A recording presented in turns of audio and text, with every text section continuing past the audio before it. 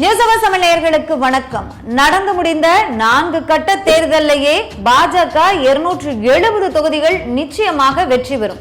இது சொன்னது வேற யாரும் இல்லைங்க, பாஜக மூத்த தலைவர் அமித்ஷா தான். இதற்கான வாய்ப்பு என்ன இருக்கிறது, அவங்கள செயல்பாடு எப்படி இருக்கிறது, கள நிலவரம் என்ன சொல்லுது, விரிவா பார்க்கலாம். அதாவது மக்களவை தேர்தலானது 7 கட்டங்களாக நடைபெறுகிறது. 4 கட்ட தேர்தலுக்கான வாக்குப்பதிவு நிறைவு பெற்றிருக்கிறது. 5ஆம் கட்ட தேர்தலுக்கான பிரச்சாரம் நேற்று மாலையோடு நிறைவு பெற்றிருக்கிறது.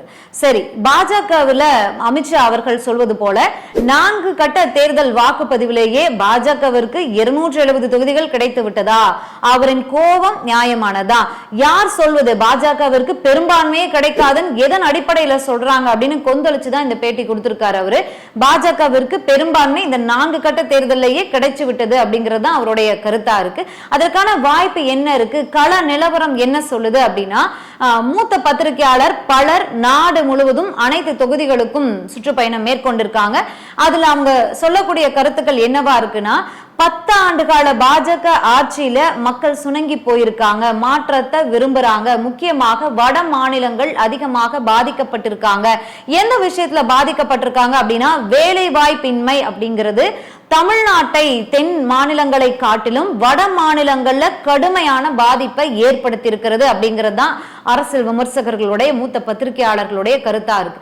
சரி, தேசிய ஊடகங்கள் நேஷனல் சேனல்ஸ் இந்த எந்த விஷயத்தையுமே ஏன் காட்ட மாட்டேன்றாங்க? கிட்டத்தட்ட ஒரு 5 ஆண்டுகளாக பாஜகவினுடைய செயல்பாடுகளை, பாசிட்டிவான செயல்பாடுகளை, பாஜகவினுடைய கொள்கைகளை தூக்கி பிடிப்பதை தான் தேசிய ஊடகங்கள் செய்து கொண்டிருக்கிறது.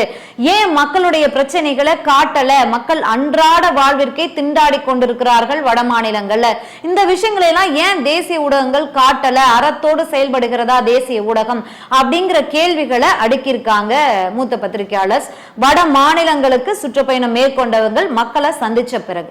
சரி, பாஜக அவ்வளவு நம்பிக்கையாக இருக்காங்க, பாஜக அவ்வளவு பலம் வாய்ந்ததாக இருக்கிறது, மக்கள் பாஜகவிற்கு அவ்வளவு ஆதரவை தேடி கொடுத்திருக்காங்க, மக்கள் மனதுல பாஜக அவ்வளவு ஆதரவான இடத்துல அமர்ந்திருக்காங்க அப்படின்னா, பாஜக 10 ஆண்டுகள் ஆட்சி செய்த தற்போது ஆட்சியில் இருக்கக்கூடிய ஒரு மாபெரும் கட்சி. பாஜக மொத்தம் போட்டியிடக்கூடிய தொகுதிகள் 435. ஏன் அதுல 106 மாற்று கட்சியினருக்கு சீட் கொடுத்திருக்காங்க, கிட்டத்தட்ட 25%. குறிப்பா ஆந்திரால மொத்தம் 6 தொகுதிகள், அதுல 5 தொகுதிகள் மாற்று கட்சியினர் தான் போட்டியிடுறாங்க.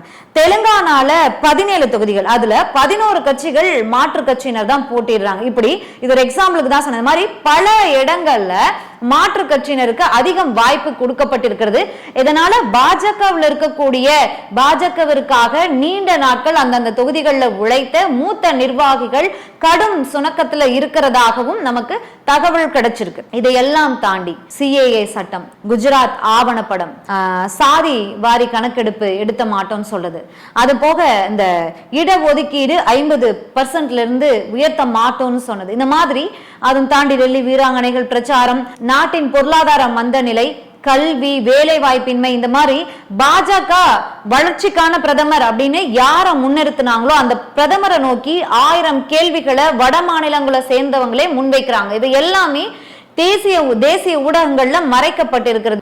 பாஜகவுடைய 10 ஆண்டுகள்ல மக்கள் மாற்றத்தை விரும்புறாங்க. ஏன் அப்படின்னா, பாஜகவுடைய பிரதமர் முகமாக, பாஜகவுடைய முகமாக இருக்கக்கூடிய பிரதமர் மோடி அவர்கள் வளர்ச்சிக்கான பிரதமர், நாட்டின் பிரதமர், இந்தியாவுடைய ப்ரௌட், இந்தியாவின் பிரைட் அப்படின்னு சொல்லப்பட்ட பிரதமர் என்னெல்லாம் சொல்லி 2019 வாக்கு கேட்டார் அப்படின்னா, நான் நாட்டை இந்த அளவுக்கு உயர்த்துவேன், நாட்டை வளர்ச்சி பாதையில கொண்டு போவேன், இத்தனை லட்சம் இளைஞர்களுக்கு நான் வேலை கொடுப்பேன், கல்வி, மருத்துவம், அப்படி இப்படின்னு சுகாதாரம் அப்படின்னு எவ்வளவோ திட்டங்களை முன்வச்சுதான், பிரச்சாரத்துல முன்வச்சுதான் பாஜக 2019 அந்த 302 தொகுதிகள் வெற்றி பெற்றாங்க, மாபெரும் பெரும்பான்மையோட வெற்றி பெற்றிருந்தாங்க.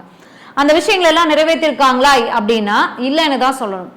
தென்னிந்தியாவை விட வட இந்தியாவில் பிரதமர் அவர்கள் பிரிச்சிருக்காங்களே, அந்த தவிர நம்ம பண்ண வேண்டாம். தென் மாநிலங்களை காட்டிலும் வட மாநிலங்கள்ல வேலை வாய்ப்பின்மை அப்படிங்கிற பிரச்சனை மிக பெரியதா எழுந்திருக்கிறது. மக்கள் அதனால ரொம்பவே பாதிக்கப்பட்டிருக்காங்க. அன்றாட வாழ்க்கையை ஓட்டுவதற்கே அவங்க அவ்வளவு சிரமப்படுகிறாங்க. அதையும் தாண்டி இந்திய நாட்டினுடைய பொருளாதார மந்த நிலை, வேலை வாய்ப்பின்மை, அப்படிங்கிற விஷயம் எல்லாம் ரொம்பவே எதிரொலிச்சிருக்கிறது. இந்த தேர்தல்ல மக்கள் அவ்வளவு வெறுப்புல இருக்காங்க, மாற்றத்தை விரும்புறாங்க, பாஜகவிற்கு மாற்று வேணும்னு நிக்கிறாங்க அப்படிங்கிறது தான் நாடு முழுவதுமே பயணப்பட்ட மூத்த பத்திரிகையாளருடைய கருத்தாகவும் இருக்கிறது. பாஜக கண்டிப்பாக 272 தொகுதிகளுக்கு மேல பெற மாட்டாங்க, அதுக்கு கீழே வேணா குறையலாம் அப்படிங்கிறது அவருடைய கருத்தாக இருக்கிறது. இதெல்லாம் கடந்துதான் அமித்ஷா அவர்கள் இந்த பேட்டியை கொடுத்திருக்கார். சரி, இது மட்டும்தான் இந்த தேர்தல் எதிரொலிக்குமா? இன்னும் 3 கட்ட வாக்குப்பதிவு இருக்கிறது. ஏற்கனவே 4 கட்டம் நிறைவு பெற்றது. இந்த 4 கட்டம் இந்த தென் மாநிலங்கள் நிறைவு பெற்ற அந்த விஷயத்த மனசுல வச்சுதான் பிரதமர் மோடி அவர்கள் இனிமே வட மாநிலங்கள் தானே இருக்கு, அதனால தென் மாநிலங்கள் பத்தி நம்ம என்ன வேணா பேசலாம் அப்படிங்கிற மாதிரிதான் உத்தரப்பிரதேசத்துல போய் பேசியிருக்காரு. தென் மாநிலங்கள் உத்தரப்பிரதேச ரொம்ப கேலியா பாக்குறாங்க, ரொம்ப கேலி பண்றாங்க, ரொம்ப கேவலமா பேசுறாங்க. அந்த மாநில முதலமைச்சர்களும் அப்படிதான் பேசுறாங்க, சனாதனத்துக்கு எதிராக ரொம்ப கொச்சையா பேசுறாங்க அப்படிங்கிற மாதிரி. அதே மாதிரி இலவச பயணச்சீட்டம், இந்த மாதிரி நிறைய விஷயங்களை முன் வச்சு பேசியிருந்தாரு. இதை நம்ம முன்னாடியே வேற ஒரு வீடியோல பார்த்துட்டோம். இந்த விஷயம் எல்லாம் எதிரொலிக்காதா?